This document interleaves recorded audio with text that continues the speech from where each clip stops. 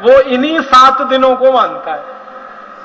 रविवार, सोमवार, मंगलवार, बुधवार, बृहस्पतिवार, शुक्रवार, शनिवार। बस अंतर इतना है कि उसको अपनी अपनी भाषा में उन्होंने भाषांतर कर लिया है। अंग्रेजों ने रविवार का संडे कर दिया,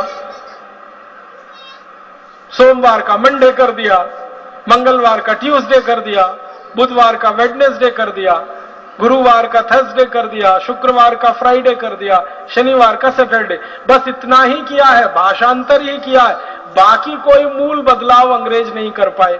और अंग्रेजों के आगे पीछे की सभ्यताओं ने भी उसको वैसे का वैसा ही स्वीकार किया। यूनान की पूरी सभ्यता ने यही स्वीकार किया, रवि, सोम, मंगल, बुध। मेसोपोटामिया की सभ्यता ने यही स्वीकार किया, बेबीलोनियन की सभ्यता ने यही स्वीकार किया। दुनिया में जो बड़ी बड़ी सभ्यताएं मानी जाती हैं, सब में ये रवि, सोम, मंगल, बुध, बृहस्पति, शुक्र, शनि ही है। और ये भारत की देन है सारी दुनिया की सभ्यताओं को, जिसमें वो एक कदम भी आगे हमसे बढ़ नहीं पाए हैं। जितना हमने खोज के बता दिया, वहीं पर पूरी दुनिया रुकी हुई है अभी तक। बहुत बड़ा योगदान है महर्षि आर्यभट्ट का इस खगोल शास्त्र की दुनिया। और एक दो छोटी बातें बताता हूं कि महर्षि आर्यभट्ट का एक और बहुत बड़ा योगदान है सारी दुनिया के लिए, गणित का। गणित के बारे में 2-3 रोचक तथ्य मैं आपको कहना चाहता हूं। गणित में जो त्रिकोणमिति होती है ना, आपने तो पढ़ा होगा बचपन में, हम लोग अंग्रेजी में उसको ट्रिग्नोमेट्री कहते हैं। ये जो त्रिकोणमिति है, ये जो ट्रिग्नोमेट्री है, ये महर्षि आर्यभट्ट की खोज है। उन्होंने सबसे पहले त्रिकोणमिति दिया है पूरी दुनिया को जानने, समझने और सीखने के लिए। और आप जानते हैं, इसी त्रिकोणमिति को आधार बनाकर दुनिया में सारा निर्माण कार्य चलता है। त्रिकोणमिति अगर आप जानते नहीं हैं तो आप किसी भी निर्माण कार्य में लग नहीं सकते। तो सारी दुनिया के निर्माण कार्य का आधार और पृष्ठभूमि महर्षि आर्यभट्ट की देन है। त्रिकोणमिति जो उन्होंने समझाई सारी दुनिया में। गणित में त्रिकोणमिति का आविष्कार भारत में हुआ है। फिर इसी तरह एक महान महर्षि हुए भास्कराचार्य। उन्होंने गणित की सबसे पहली पुस्तक लिखी, लीलावती जिसका नाम है। लीलावती जो थी वो महर्षि भास्कराचार्य की बेटी थी। तो अपने बेटी के नाम पर, बेटी को जो सिखाते थे गणित में, वही सब उन्होंने लिखा पुस्तक में। और लीलावती के बारे में कहा जाता है कि वो इतनी कुशाग्र बुद्धि थी, इतना तीव्र बुद्धि वो बेटी थी कि पेड़ के पत्ते गिन सकती थी। और जब भी उसको पेड़ के पत्ते गिनने के लिए कहा गया तो वास्तव में उतने ही पत्ते निकलते थे जितने होते थे। और उसको कहा जाता था कि तुम्हारी बुद्धि बहुत तेज चलती है। तो कहती थी वो पिताजी की कृपा है, उन्होंने मुझे गणित सिखाया। पेड़ के पत्ते गिन लेना कोई आसान काम नहीं है। ये कुछ ऐसा ही काम है कि आसमान में तारे गिन लेना। और लीलावती इसमें सिद्धहस्त थी। उस लीलावती के नाम से पुस्तक प्रकाशित हुई, महर्षि भास्कराचार्य की गणित की पहली पुस्तक। और सारी दुनिया ने उस पुस्तक को आधार बनाकर अपने यहां गणित का कोर्स बनाया है, सिलेबस बनाया। आपको हैरानी होगी जानकर, दुनिया के बहुत सारे देशों ने अपने गणित का सिलेबस लीलावती के आधार पर बनाया। ऐसे एक महान हमारे देश में गणितज्ञ हुए, उनका नाम था महर्षि ब्रह्मगुप्त। इन्होंने सारी दुनिया को सबसे पहले सिखाया जोड़ना, घटाना, गुणा करना और भाग करना। ये अंक गणित का जो 4 हिस्सा है, जोड़, घटाना, भाग और गुणा, ये सबसे पहले महर्षि ब्रह्मगुप्त ने पूरी दुनिया को सिखाया। और इसके लिए उन्होंने शास्त्र निर्माण किया।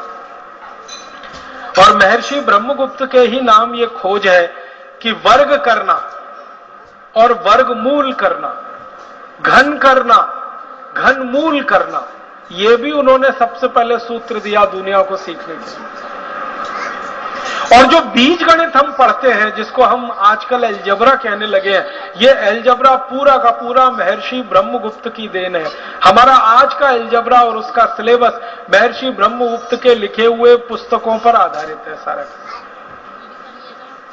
इसी तरह से एक प्रमेय होती है, एक थ्योरम है, वो हम लोग पढ़ते हैं बचपन में, 9वीं 10वीं कक्षा से लेके 12वीं तक हम उसका इस्तेमाल करते हैं। वो थ्योरम को पाइथागोरस थ्योरम कहते हैं। पाइथागोरस का जन्म हुआ ईसा से 8 शताब्दी पहले, और ईसा के 15वीं शताब्दी पहले के भारत के गुरुकुलों के रिकॉर्ड्स बताते हैं कि पाइथागोरस हमारे यहां था। हम उसको बोधायन प्रमेय के रूप में पढ़ते थे। बोधायन एक महर्षि हुए, उनके नाम से वो प्रमेय पढ़ाई जाती थी भारत में ईसा के जन्म के 15 शताब्दी पहले। माने आज से लगभग 3500 साल पहले वो प्रमेय भारत में पढ़ाई जाती थी बोधायन प्रमेय के नाम से। और वो प्रमेय क्या है? कर्ण का वर्ग बराबर लंब का वर्ग धन आधार का वर्ग, हिंदी में कहते हैं ना। हाइपोटेन्यूज का स्क्वायर परपेंडिकुलर और बेस के स्क्वायर के एडिशन के बराबर। तो कर्ण का वर्ग बराबर लंब का वर्ग धन आधार का वर्ग, ये जो हम पढ़ते हैं ये सबसे पहले बोधायन महर्षि की देन है, जिसके आधार पर सारी दुनिया ने सीखा।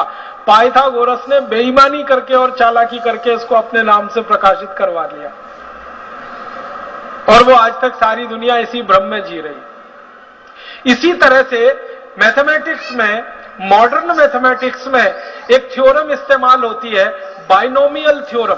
अगर थोड़ा गणित आपने उच्च स्तर का पढ़ा होगा तो आपको तुरंत ये नाम ध्यान में आएगा। बाइनोमियल थ्योरम जो द्विपद प्रमेय है वो सारी दुनिया को सबसे पहले भारत ने दी, और ये बाइनोमियल थ्योरम भी महर्षि आर्यभट्ट की देन है सारी दुनिया में। और इसी तरह से हमारे भारत में एक विषय चलता है गणित में, जिसको मॉडर्न मैथमेटिक्स के नाम से आजकल कहने लगे हैं, कैलकुलस। और उसके दो हिस्से हैं, इंटीग्रल कैलकुलस, डिफरेंशियल कैलकुलस। ये इंटीग्रल कैलकुलस सबसे पहले भारत में लाया जिस महर्षि ने, उनका नाम था माधवाचार्य। और डिफरेंशियल कैलकुलस पूरी दुनिया को सिखाया जिन महर्षि ने, उनका नाम था भास्कराचार्य। डिफरेंशियल कैलकुलस का आज का पूरा सिलेबस भास्कराचार्य जी की पुस्तक को सामने रख लो तो समझ में आ जाता है, और माधवाचार्य जी की जो गणित की पुस्तक है उसको पढ़कर डिफरेंशियल वो इंटीग्रल कैलकुलस पढ़ो, बिल्कुल साफ समझ में आ जाता है। और गणित में सबसे ज्यादा शोध दुनिया में हुआ है तो वो भारत में हुआ है। भारत के बाद दूसरे नंबर पर सबसे बड़े गणितज्ञ माने जाते हैं दुनिया में, वो फ्रेंच लोग हैं। फ्रांसीसी लोग इस बात को स्वीकार करते हैं कि गणित अगर हमने सीखा है और दुनिया ने सीखा है तो वो भारत से सीखा है। और गणित की जो मूल बात है, 0, 1, 2, 3, 4, 5, 6, 7, 8, 9, जिसको हम नंबर सिस्टम कहते हैं, ये सारी दुनिया को भारत की देन है। और आपने मेरे व्याख्यान के पहले वो जो गीत सुना, जब 0 दिया मेरे भारत ने, वो सच है। सारी दुनिया को 0, फिर 1, फिर 2, फिर 9 तक की गिनती हमने सिखाई है। और जो गिनती सिखाएगा वही गणित बनाएगा। गणित तो उसी को आएगा जिसको गिनती आएगी। जिन्होंने गिनती गिनी है और जिन्होंने गिनती पढ़ी है वही गणित बना सकते हैं और गणित सिखा सकते हैं। तो भारत ने सारी दुनिया को गिनती दी है, गणित दिया है, गणित के सूत्र दिए हैं। और कुछ गणित के सूत्रों के बारे में तो आप सब जानते हैं। वैदिक गणित का नाम आपने सुना है, वैदिक गणित के सूत्र 17 सूत्र हैं।